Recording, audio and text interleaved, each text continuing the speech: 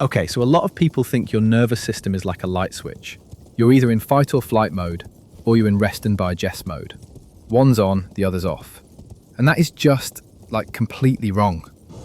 It's not a switch. Think of it more like two hands pushing against each other. There's a constant pressure, like a negotiation.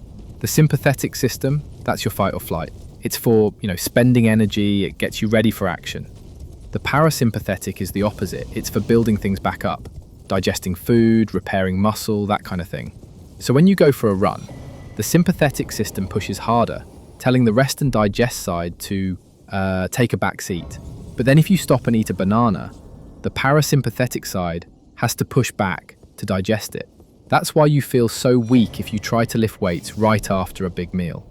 Your body's literally fighting itself over where the resources should go.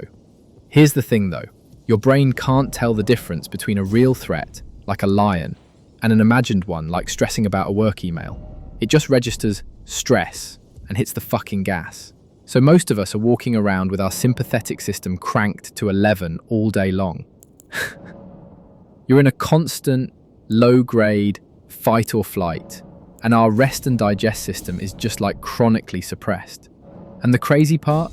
You get used to it. You become numb. I remember when I first started sparring in Muay Thai, going from the group classes to actual fighting, those first few weeks of sparring, getting hit in the head really fucking hurt. But after a month, it was just a thud. I was desensitized. The pain was still there, the damage was happening, but my nervous system just turned the volume down.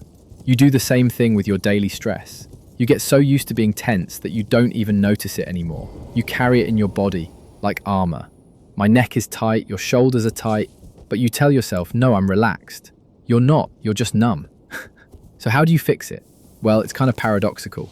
If you're super stressed and your mind is racing, sitting down to meditate is probably just going to make you more fucking frustrated. You're too wound up. You have to meet the tension where it is.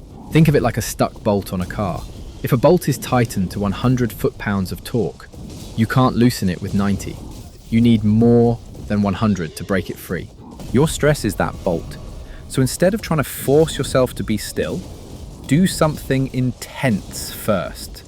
Bang out push-ups until you can't do another one. Do jumping jacks until you're exhausted. Burn off that anxious energy. Pressurize the system on purpose. Because after you do that, your body craves the stillness.